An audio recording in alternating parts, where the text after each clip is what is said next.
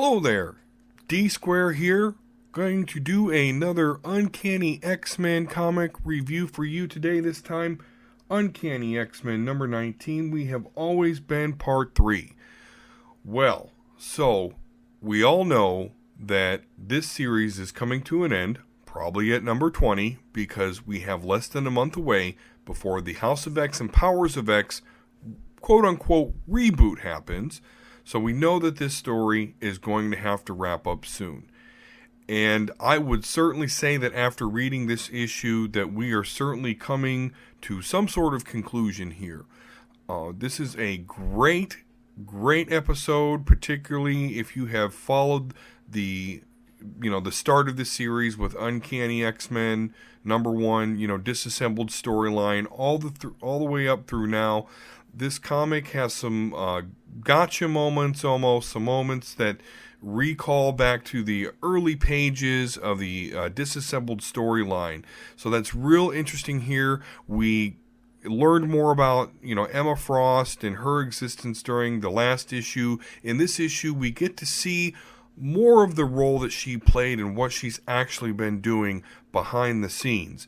And then we also see that one of those X-Men members that left in the past couple of episodes, maybe they didn't actually leave. So this is a very cool lead up, the penultimate episode here of this We Have Always Been storyline.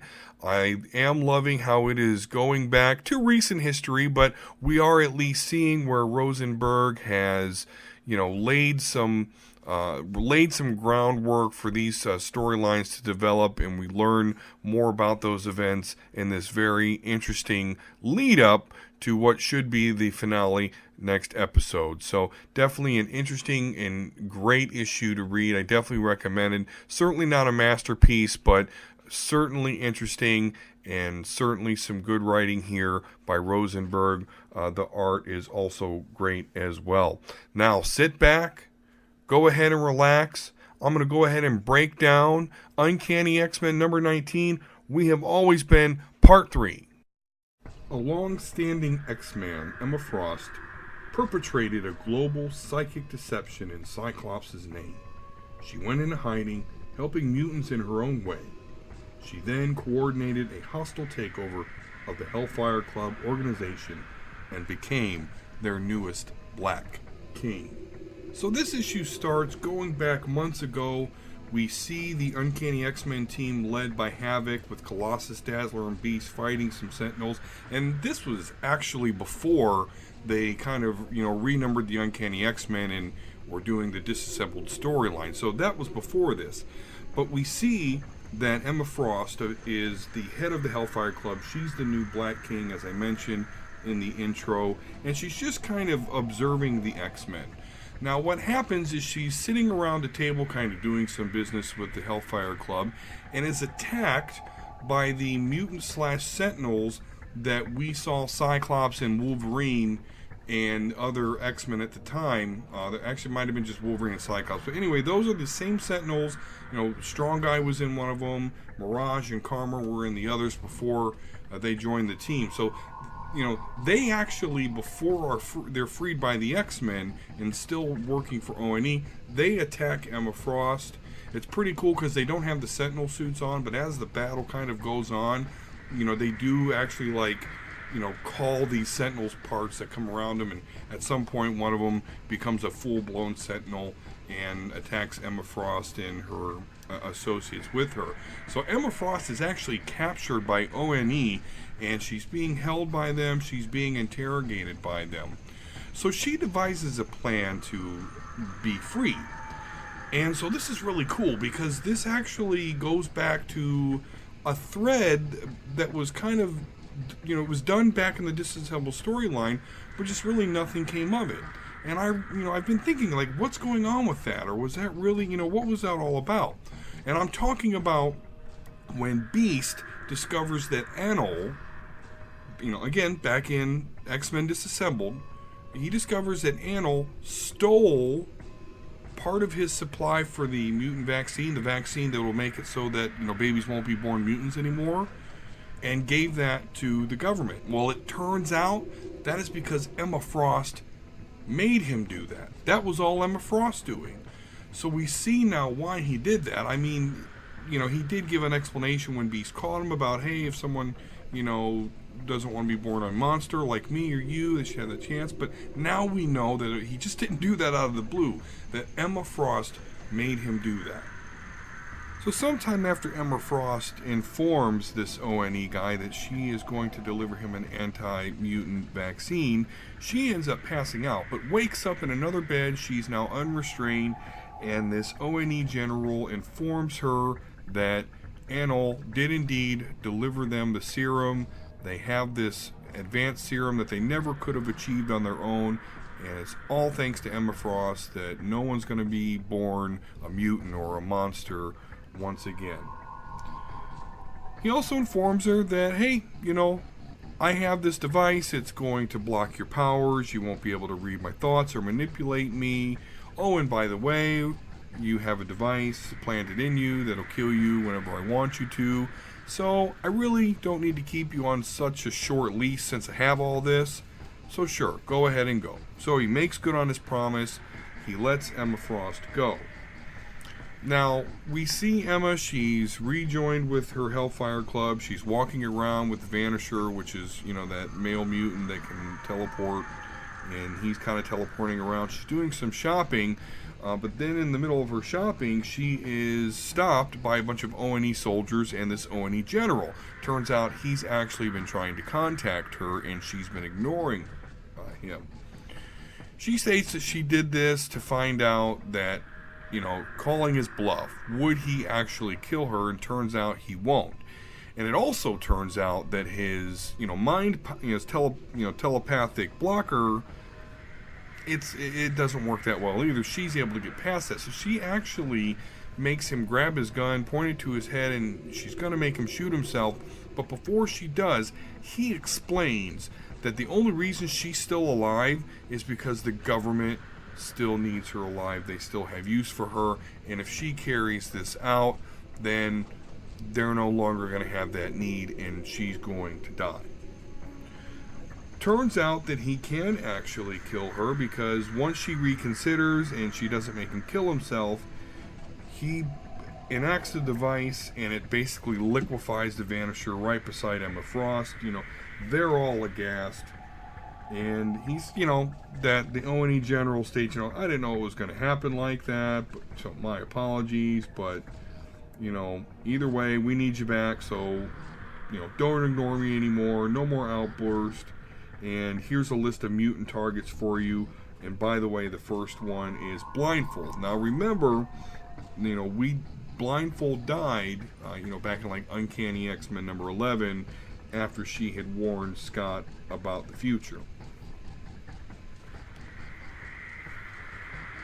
We cut back, we see that Emma Frost is in her penthouse, sitting before a fire, hanging out, when she has some flowers delivered to her. And apparently this bouquet of flowers has a message stating that Robert Callahan, who is this, ONE general, him and his troops were actually able to kill Blindfold. She throws the flowers, into the fire, really mad. And it is ridiculous that they're helping ONE hurt their own kind. And she's talking to the Black Bishop, it's a member of the Hellfire Club that she's talking with, and saying that, I can't find this person that Callahan wants me to find. I need Cerebro. But then boom, she's like, oh, wait a minute, I found him. And turns out she found Scott Summers. She ends up going to this restaurant where he's at and kind of talking to him, but he doesn't even know she's there. So she's talking to him, but not really. She's obviously blocking her presence, telling him she's going to find a way for them to be together again, and she hopes that, he knew how much he loved her when he was dying, and, that she was, doing what she thought was best. So Emma leaves Cyclops there at the restaurant, and, he is none the wiser. But she read his mind. She knows that he is going to restart the X-Men, He knows that he's going to go after a list of enemies, and she thinks that if he isn't smart enough to do this from the shadows, that he's going to get himself killed. Obviously, she's concerned about this. She still loves Scott Summers, so she actually goes to Wolverine, tells him that Cyclops is alive, which, Cyclops doesn't believe at first, but she is able to convince him. And he's glad to hear that Scott Summers has returned and believes that the world needs him. But as for Wolverine himself, he's done. He's done with the X-Men, he's done with Scott Summers, and he's done with Emma Frost. Emma smirks because, she knew this was going to be the case. She then just disappears.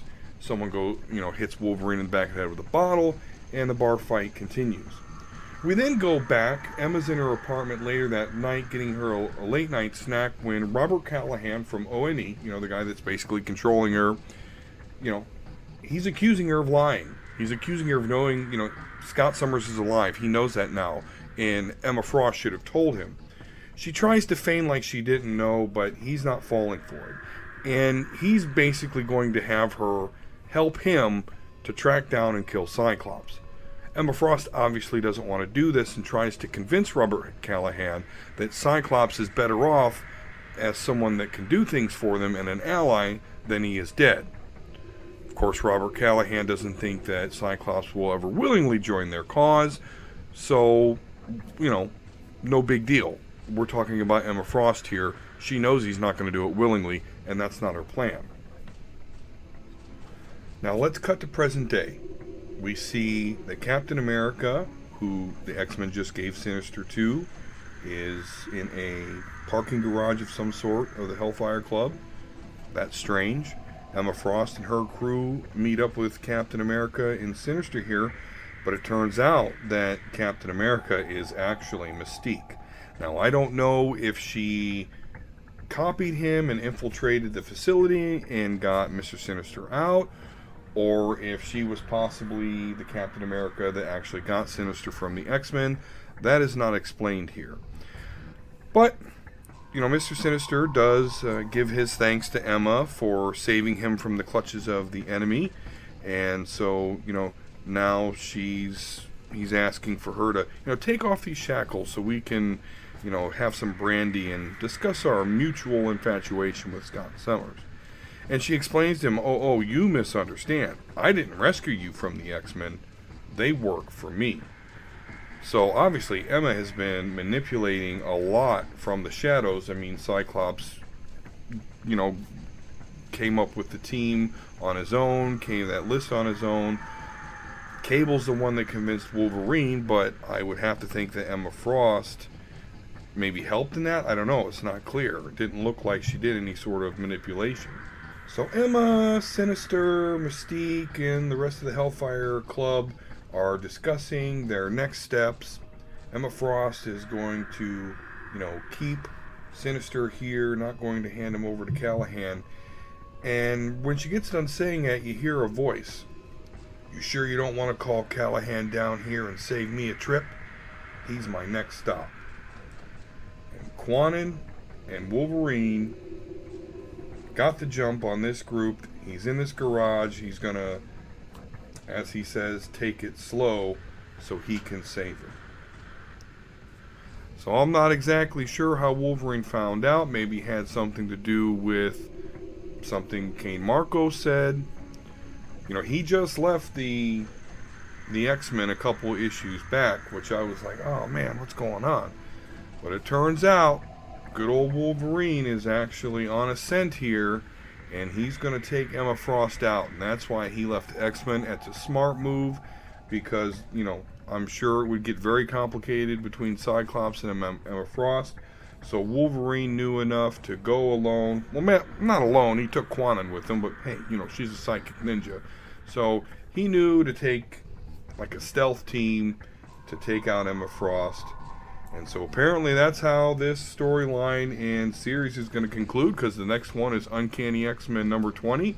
And then after that, who knows? We will see what Hickman has in store for us with House of X and Powers of X.